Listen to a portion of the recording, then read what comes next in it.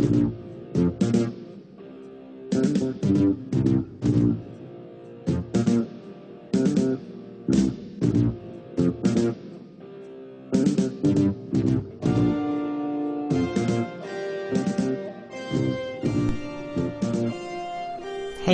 everyone, welcome to Chaosville with Bedmon Incorporated episode 20.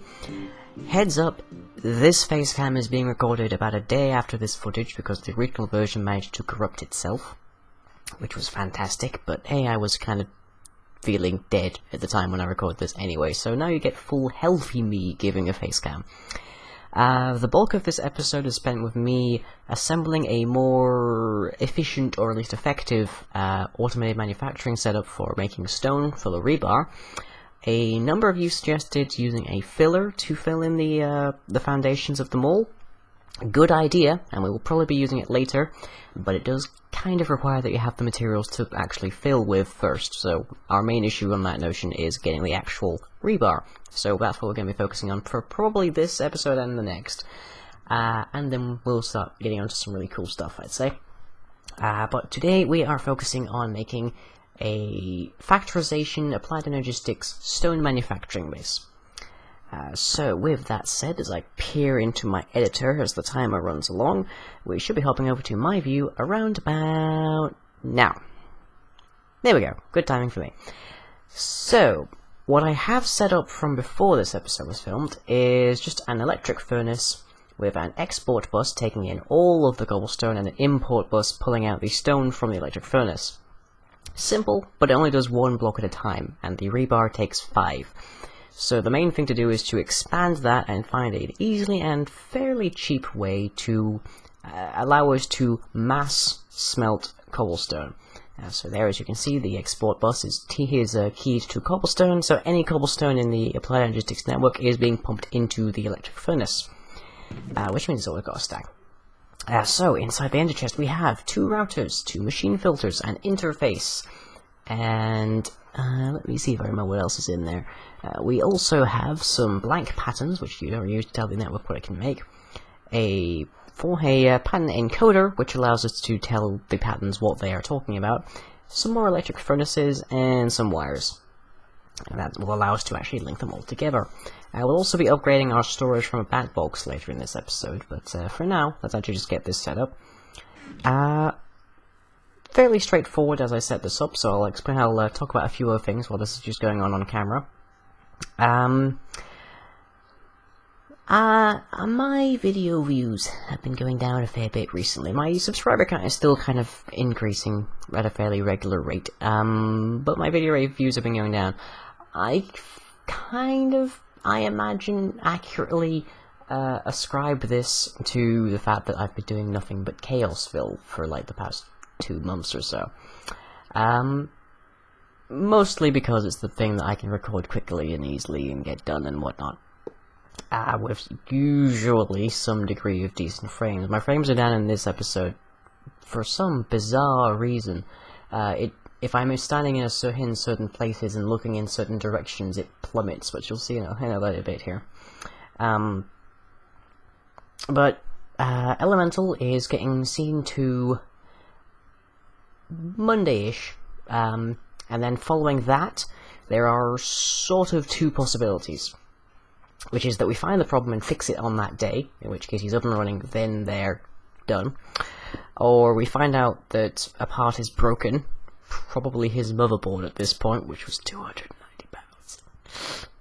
So then I'll have to talk to the place where I got all the parts, which is Aria, and see if I can get a replacement. Not sure on that, but they have fantastic customer service so far. Oh, just to explain here, one router is connecting to all of the electric furnaces to insert things into them, and the other router is our sort of our output for the whole network, which allows us to take out of all the electric furnaces. So these 2 blocks, we can access every electric furnace. It makes this very easy. That's where factorization comes into this design. But once I'm kind of expecting Elemental to be functional within the week. Certainly within a week after this video. I don't know for certain, these are estimates and are subject to reality. But after that, I have a few video series. So Never Expedition will be coming back. That is #1 on my list. Because I've been waiting on getting a more powerful computer for recording videos, because there's a lot of combat coming up in the next few Never Expedition episodes, and I can't presently film that. I think the last Never Expedition episode where I had to do any kind of combat, I had to hit escape and then, like, resume recording afterwards, because I just can't record that. The frames do not allow it. I will die every single time, regardless of my capacity. Yeah, just demonstrating the cobblestone fitting into all the furnaces. It'll divide them equally too, because I've set it to visit all, so everything gets nice and neat. After Never Expedition, I have another series that I'm putting together with a couple of other YouTubers who you might recognize if you were following my stuff on Too Much Minecraft, but otherwise you probably won't know. More details on that later, but it's in a map which sort of plays to my usual style of Minecraft but not. And then I also want to do a series in Deus Ex Human Revolution, which it was a fun game. The last time I played it, I had a small dog at my feet the entire time, who you will know by the Never Expedition episode named after him. And then beyond that, I'm thinking of doing some more FTL, because I found out recently that there are people who've been making mods for it that are fairly easy to install and do quite a few things, so those will be fun to do. That's just the recipe for the patterns, which are a little pricey. The quartz is honestly the most expensive thing, and if we get the right mixture of ingredients, we can actually start manufacturing glowstone, which is nice, but a bit annoying for that. And if you've watched my Applied Energistics tutorial, you know pretty much exactly what I'm doing here. I'm making a pattern that says, give me cobblestone and I can give you stone, which allows the network to know that it has an exchange rate later on, when you get into automated crafting. What else? Well, I'm going to start doing more on FTL. The way that the mods that I'm thinking of using combine, I don't think I'll be doing another 002 run. I might do some more Creeper World, because I know there were some people that like that, and I certainly enjoyed playing it. Yeah, here's where my frames go weird again. My FPS is going to fluctuate a lot in this video, and I'm still not entirely sure what caused it, but I have since cleared out a ton of space on my hard drive to see if that was the issue, but I don't know just yet if that was. But either way, the next episode should hopefully have Elemental running, we'll see. Beyond that, let me know what you'd like to see me doing. I was gifted Kerbal Space Program recently, so I'm thinking of doing something with that. But as always, let me know what kind of video games you'd like to see me doing. Of course, you are very welcome to give me them. My Skype username, not my Skype username, sorry. My Steam name is pretty guessable, considering I use the exact same name everywhere. That shouldn't go there, that should be the interface, the terminal. There we go, crafting terminal, which I love to use. The crafting terminal is so handy inside of the AE. It's like a project table, but you have constant access to your entire storage. So helpful. But that's about it. And when I was filming this, I don't know what I was down with, but I had a headache and every single joint in my body ached, and my stomach periodically felt like it was trying to turn itself inside out. I somewhat made the mistake this morning of looking up the symptoms of appendicitis, but yeah, those are eerily in line. Never do that. That's always a bad idea. Yeah, this is just me dismantling the extant thing to get the import bus, which we need to connect the output from the electric furnaces to our network, because they don't connect automatically. Now, the slight downside with this setup is that it presently only works to make as much stone as we tell it. It doesn't automatically make it, which isn't too bad. I can, in theory, run a calculation to figure out exactly how much stone we need, which is probably more than we have in the storage by quite a ways right now.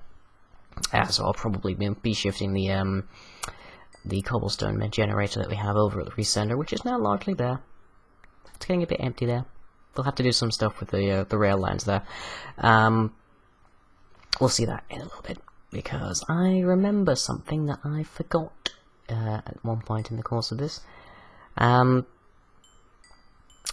But my brain has blanked. I'm very, very busy in these next few weeks, so if I do happen to miss an update, that's why. I've got quite a bit of university work and such to get done. I think I've got 2 different assignments due within this 1 week, which I'm pretty sure is against like student union guidelines.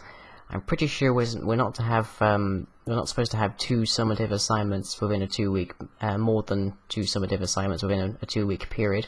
Oh, and that's everything trying to power itself. It's a little low on power. But once the AE network manages to charge itself, it should be okay.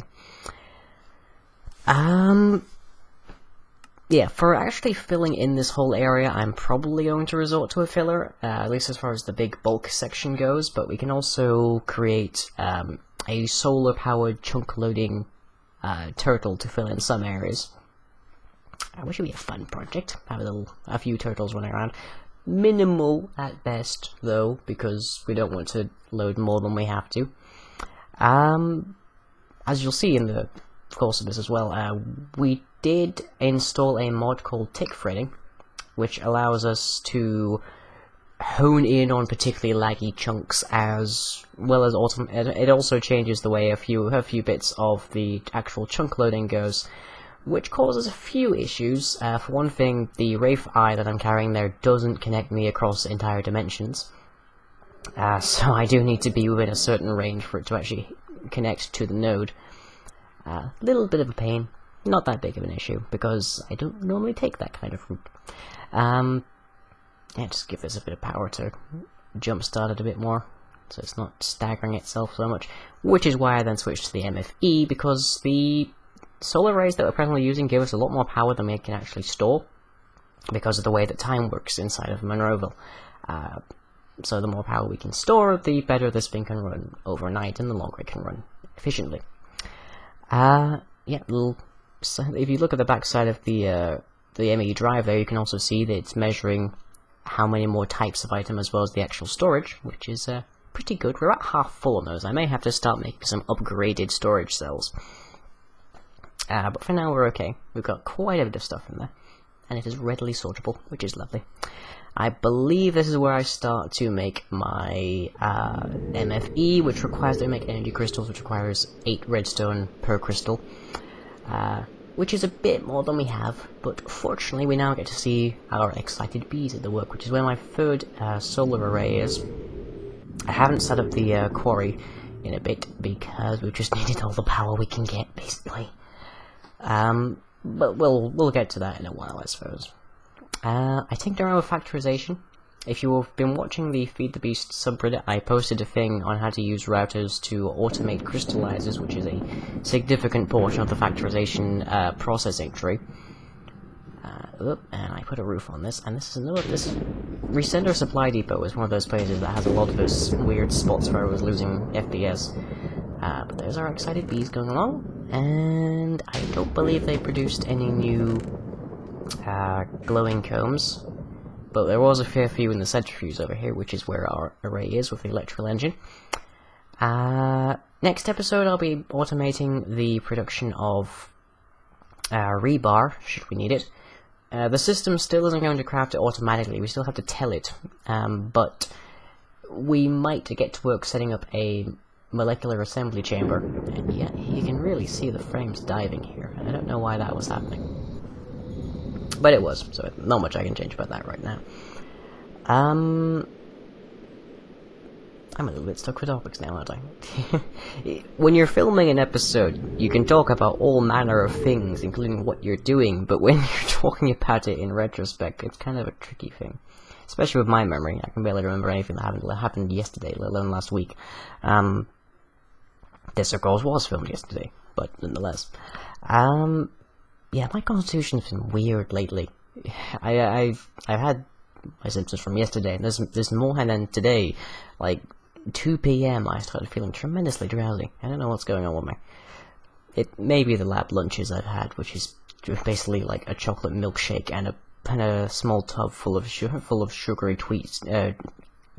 sugary treats. Just to keep me conscious while I code. But yeah, here we go, making the recognizable elements of an MFE. I believe this is around the part where I make a machine block, and then you have to make 4 double insulated pieces of gold cable, where I realized I ran out of rubber quite a while ago, because all of my rubber trees are at the outpost, and I haven't built any new ones inside of Monroeville. I should get to that at some point. But yeah, our main focus is still on actually making the foundations of them all. Once that's done, we can put up all kind of internal wall structures and get things like running and making the wall's backup power supply and all sorts. And that will allow us to get all manner of things going. Which is actually one of the weirder parts of the mall inside of Dawn of the Dead. It's established that they are there for months. It's established that they're in this mall with all these supplies, a lot of which should be perishable, for one thing, and they always have power. There's always, like, the PA system, there's always the alarms, there's always the lights and the plumbing, and it works for months. I think the most, like, conservative estimates I've ever seen are that, like, even a nuclear power station will shut down after a few days. You shouldn't have, like, electrical power by that point, but I don't know. Which is why I'm giving this particular version of it a backup power supply, which might be nuclear. I don't know. Nuclear would be an interesting backup supply, but I don't know. But yes, now we're getting some rubber. We flashed forward so I could go grab some from some rubber trees that are near spawn by certain individuals who haven't appeared on the server for a while. Very strange. I don't know. But yeah, I've got new series coming up. Elemental should be running soon. Elemental, for those who haven't been paying attention, is my new computer. Doesn't presently need any more parts. Could do with a larger monitor, but get him running first, I think. And is the main reason that I'm presently getting lag is just by virtue of Hawk, who is an old laptop at this point. Oh, and here we go, finally, an MFE, which contains, I think it's like 5 times the power of a bat box. I can't quite remember off the top of my head.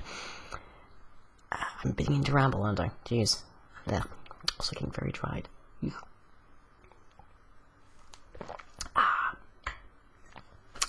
Right. So yeah, I'm sure my health will clear up soon enough, but the new series is an interesting one in that it's a map made by someone else. It's a map made by Minecraft PG5 or Gaming PG5, I think is the specific section of them. They have so many. Which hasn't been seeing very much press, even though I think it's a very interesting concept and a very interesting way of doing things. You can probably guess what it is, but I'll just say Atlantis. 200 blocks underwater. It's like you can't even like go out to the trees outside to grab stuff without drowning. So it's a very interesting way to play a map. But I'm doing that with a couple of other people who really deserve more subs than they have. We're going to lose some power here, but that's fine, because we're going to get a bunch more very soon. Have I forgotten anything?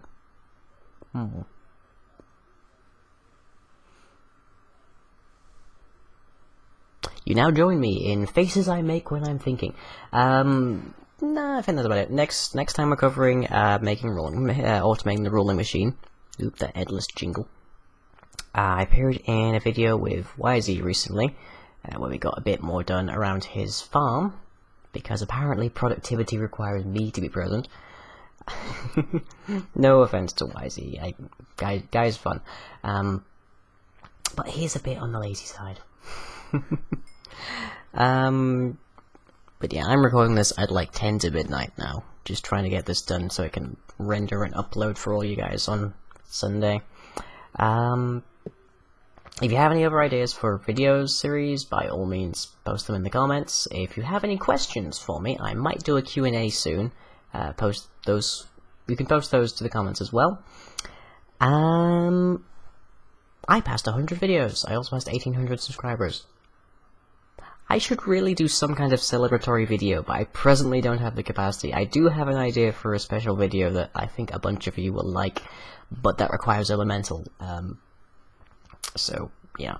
A lot of the bigger ideas require a better computer at this point in time, so something I have to deal with. But we are rapidly running on the clock, it seems, as far as I can see from the progress bar. So we've gotten automated mass smelting of stone going now. So our next thing is to make rebar, and that will allow us more or less to completely automate the manufacture of concrete. So I shall catch you next time. Enjoy the outro. If you enjoyed this video, be sure to leave a like and or a favorite. Follow me on Twitter and subscribe to be notified of future updates. You can also check out the website where most other content is uploaded. That's all for now. Catch you later.